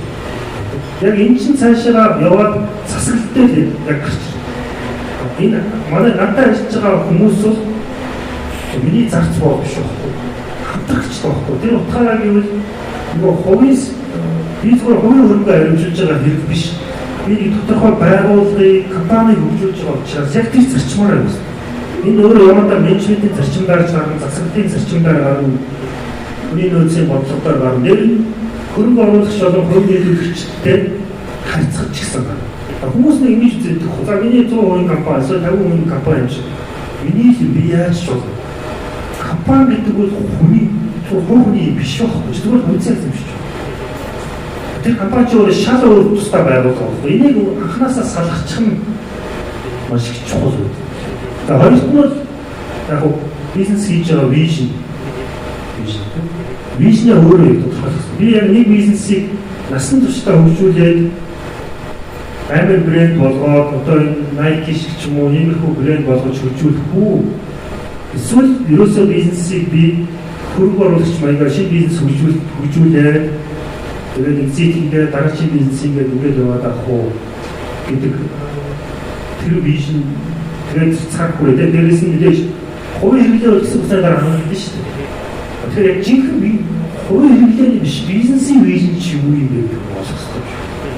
Энийг хувийнхаа одоо хэрэглээс гадуур бизнесийн жинхэнэ бизнесийг тэмүүлээд байгаа тэр вижн ч юм уу тодорхойлж юм тэрний дагуу би энэ компанид хугацаанд ажиллах уу, өөр бизнес рүү яаж авах уу гэдэг юм чи юу. Ерөнхийд тасаа үеийн хоёр хэвчээ. За маш их баярлалаа. Тэгээд миний зүгээс асуулт дууслаа. Асуулт хариултыг гар өгөөд явах уу? За баярлалаа. Маш их.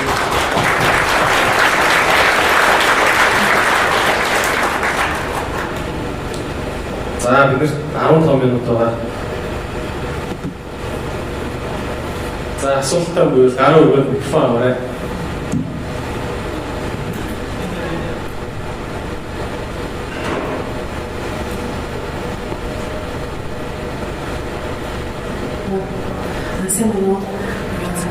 Нэг асуулт үүсэх. Хэрвээ одоо аюул олон залуучууд зүйлсэн юм. Тэгэхээр аюул олон боломж өгнө гарч ирж байгаа. Хэд хэдэн бизнес эрхлэх боломж байх юм бол алиг нь сонгох аа мөн хамтран ажиллах хүмүүсээ бас хэрхэн сонгох олон сонголтоо үзэх.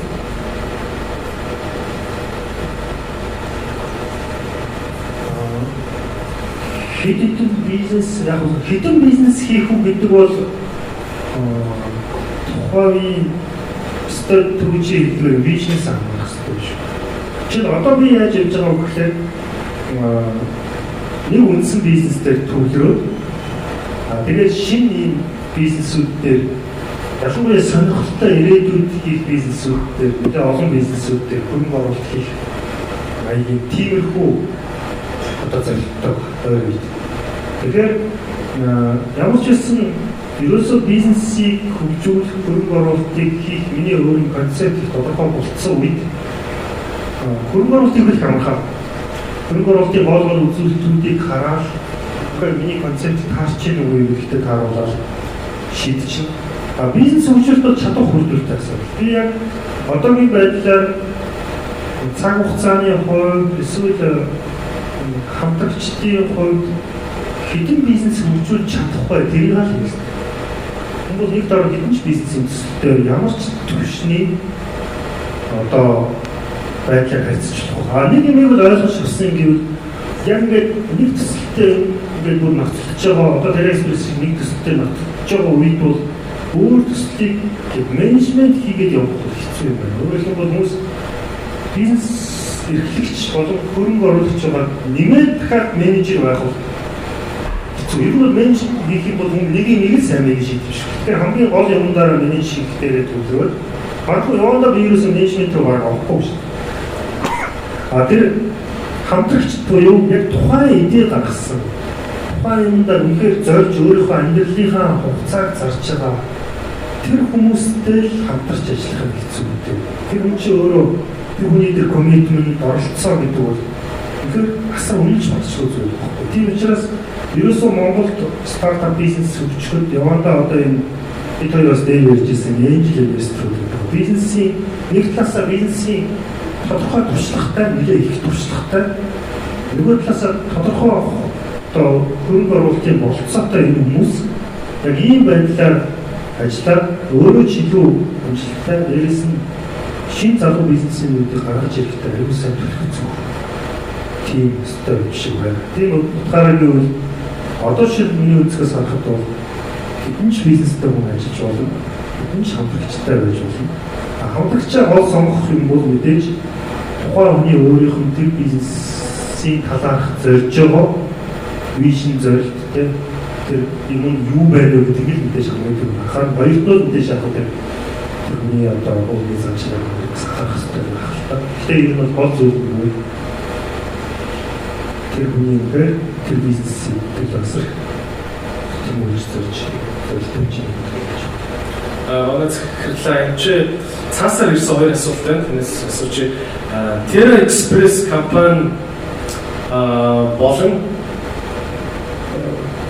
компани болон өөрийн бизнес эрхлэх замд гаргаж байсан хамгийн том алдаа эсвэл хамгийн харамсаж байсан үйлдэл юу вэ гэж байна. Хоёр дахь асуулт нь бизнес intelligence гэж ярьсан мэдээлэл цуглуулах шаардлагатай гэж хэлсэн.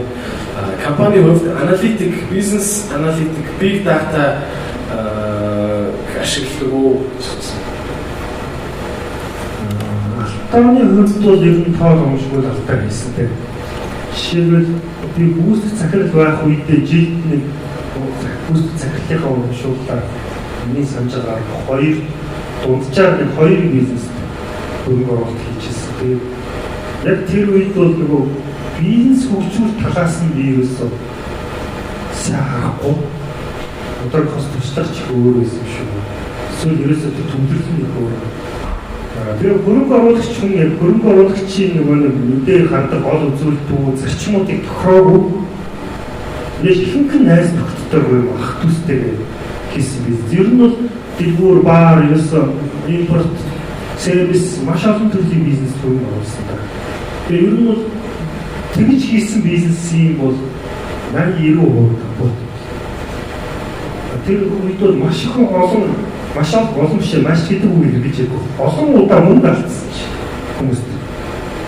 Яг тэр нь хайцсангүй нэг бага хэмжээний тухайн үедээ нэг эрсдэл хийхгүйгээр нөгөө хувийнхаа нэг хэтэрхий нийлүүлэхгүйгээр өөрийнхөө хувийн амьдралаараа барьцаа тавиагүй учраас явж ирсэн юм.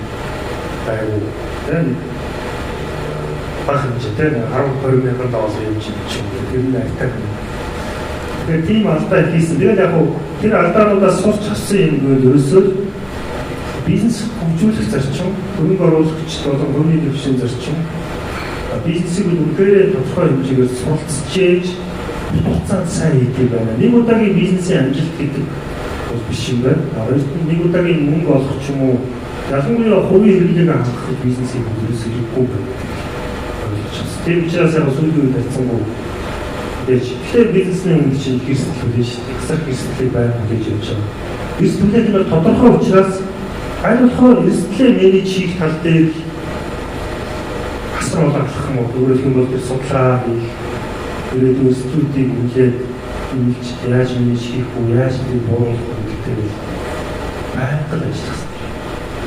Аналитик датаны асуулт үүсдэг. Ер нь бизнес хийх болон эрхлэх болон ялангуяа бизнесийг удирдах ерөөсөө хоёр зүйл юм байна гэж ойлгож байна. Нэгдүгээр нь мэдээллийг олж авах, боловсруулах, түүн дээр анализ хийх. Монголын бизнесмэнүүдийн ялангуяа менежментийн төвшөнд гаргаж байгаа их тодорхойтой тал бол тэр л дээ. Ерөөсөө мэдээлэл боловсруулах гэдэг компаниуд бүх хүн мэдээлэл цуглуулж байна. Ерөөсөө хүний хийдэг ажлын нийт цаг зарцуулж байгаа цагийн 80% мэдээлэл цуглуулах ажил.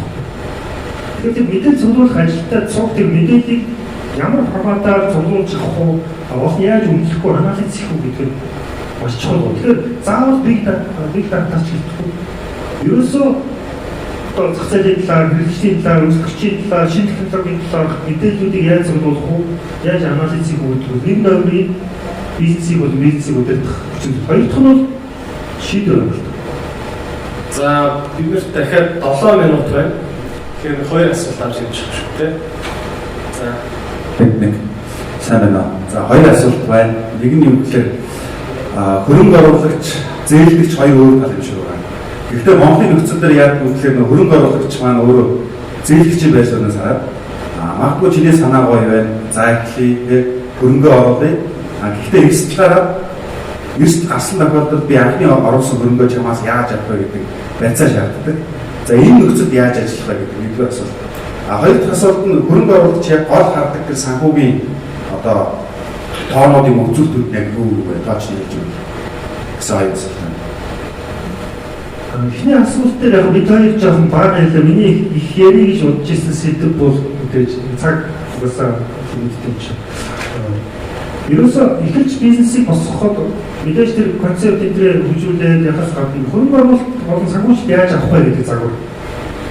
Тэгэхээр энэ дээр бол эхний ээлжинд biz түрүү саяхан манай дотор бас сууж саяхан нэг бизнесийн төсөлтэй яриад ер нь бол болж байгаа шинэ бизнесийн төслийг тодорхой хувийн equity буюу хөв хөрөнгөөр тодорхой хувийн зээлээр филтер шийдлээ гэж гаргасан. Хэдэн хувь харьцаатай одоо уучлаарай болох үед тэр олон дээр 70% зээлийг авахын тулд би ямар нэгэн байдлаар ямар төсөл хийхээс гадна ямар итгэлийн үүднээс өгсөй юм бэ? Тэгэхээр болж байгаа тэр equity гаргаж байгаа хүмүүс чинь тодорхой хэмжээгээр ирээдүйд хүнд итгэл үнэмшилтэй байвал сайн байдаг. Энийг бол стратегик партнер гэж нэрлэдэг. Тэгэхээр одоо тодорхой хөрөнгө оруулаад тэгээд бас зээл авах тодорхой хэмжээний одоо баталгаа болж байгаа хүнийг. Яг сайн тестээр бол магадгүй хүнд бүх юм өгөөд явуулдаг. Тэгээд би чамаас юу авахыг гэдэг кейсүүд яг нэг тийм том ахын маань кейс байгаа шүү дээ. Болж өгвөл хөрөнгө оруулагч өөрөө тэр equity дээр оруулж ирэх тэр дээр тэр хариуцлага хүлээх, хамтран хариуцлага хүлээх тэр боломжийг бүрдүүлэх юм болох юм байна. Энэс гадна мэдээж нэг сонирхолтой байж магадгүй тэрэн дээр ер нь хувь яаж эзэмших хэрэгтэй юм бэ би гэсэн. Чи бол мөнгө байхгүй. Одоо чиний хийсэн юм чи санаа байна. Санаа. Үүсгэн байгуулах санаа гаргасан. Хоёрт нь энэ хооронд чиний зарцуулсан цаг хугацаа баггүй жоохон мөнгө байж магадгүй гэсэн. За энэ дээр нэмээд чиний гаргаж чадах мөнгө бол бас бараг байхгүй. Энүүд яаж хувь эзэмших хэрэгтэй вэ гэдэг. Эсвэл IPO хийж гэнэ үү эсвэл зүгээр хаалттай хөрөнгө оруулагч санал болгож гэнэ үү? Нэгдүгээр тухайн хүн өөрийнхөө оруулсан юмыг тодорхой хэмжээгээр тэр equity буюу хүндээ үнэлэх хэрэгтэй. Жишээлбэл их томоохон түгээмэл жишээ бол одоо fresh air гэдэг юм.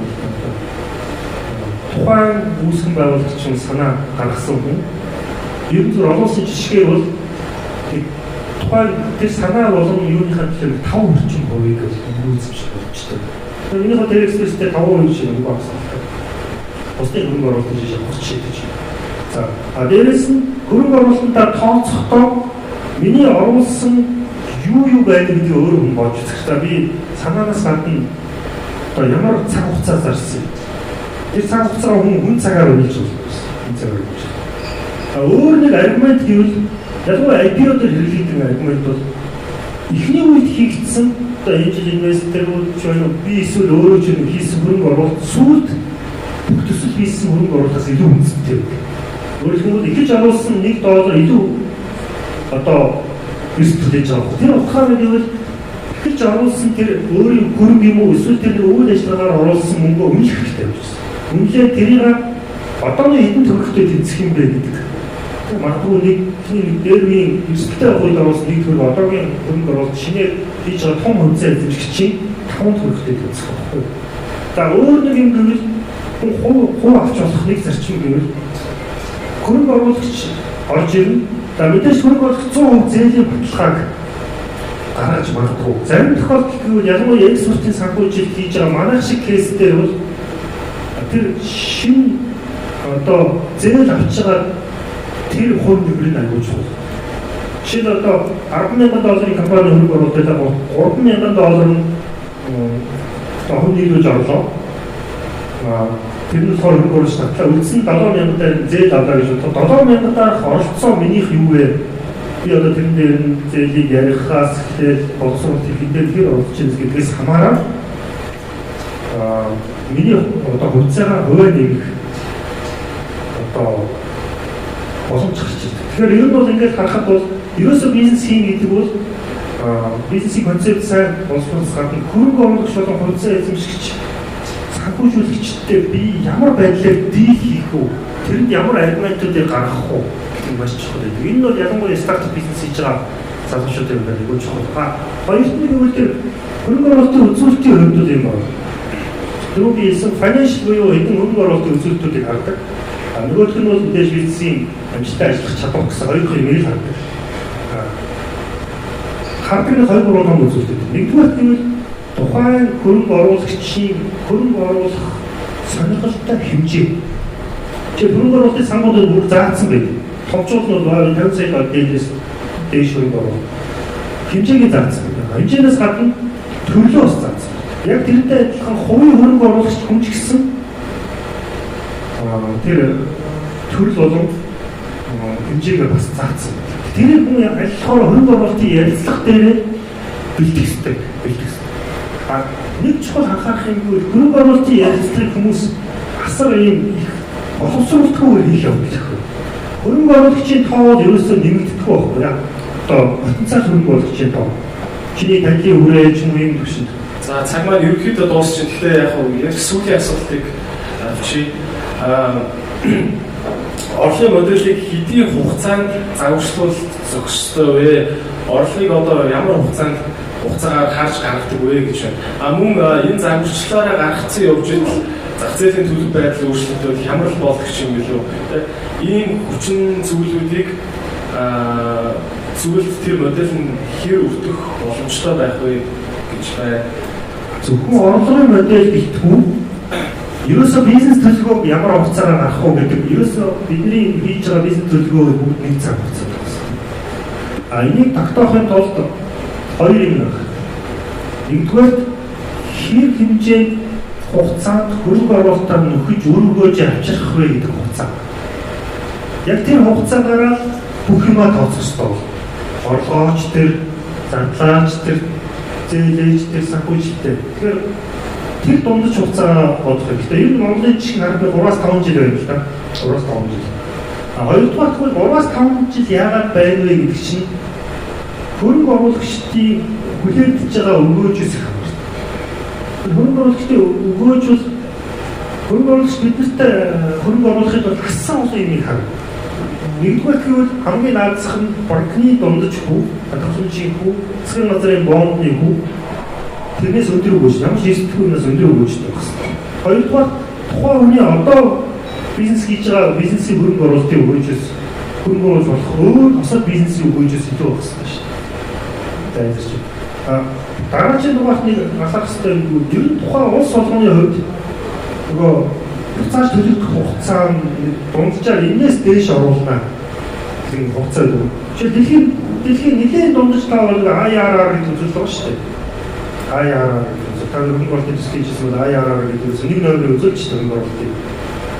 IRR нь 16%-аас дээш гэдэг юм үзүүлэлт дэлхийд нэлээд өгөөд.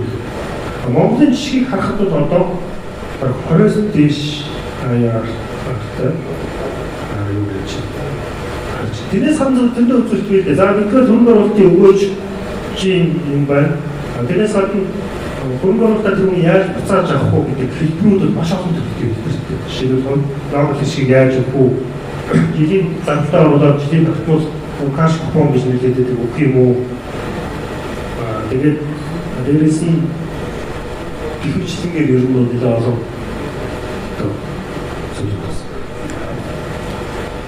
за үгээр алтан баган захирал бид хоёрын ярилцлага өндөрлөж байна. Стартап гайд хөтөлбөр маань бол өндөрлөх болоогүй байгаа. Одоо бүгдээрээ өнөөдөр танилын үрийг айл болохт хэлээд би энтэйгээ цагийг зугаатаа өнгөрүүлэнгээд биенийхээ бизнесийн талаар сонирхоод ярилцахаа гэж найдаж байна. Тэгээ өнөөдрийн үйл ажиллагааг ерөнхий зохион байгуулж байгаа бас манлайдаа баярлалаа гэж хэлмээрээ. Тэгээ мэдээ зочиндоо маш баярлалаа. За дахин баярлалаа. Ялангуяа үйлчлж ирсэн хүмүүстээ баярлалаа. Тэгээд арга хэмжээгээр өөрөө бизнесмэнүүд хоорондоо ярьдаг. Ялангуяа арай туршлагатай, арай юутай хүмүүс хоорондоо саналаа хуваалцдаг.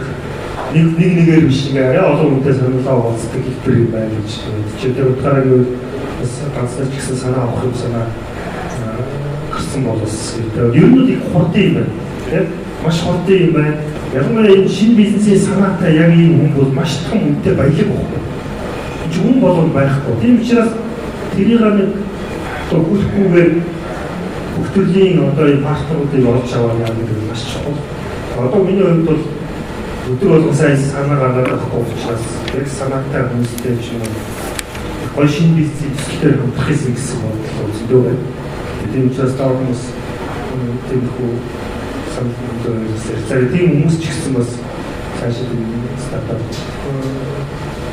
студиуд олон мэдрэмжүүд олон бизнес инженерүүд хэлбэх байх гэж байна. За маш их баярлалаа.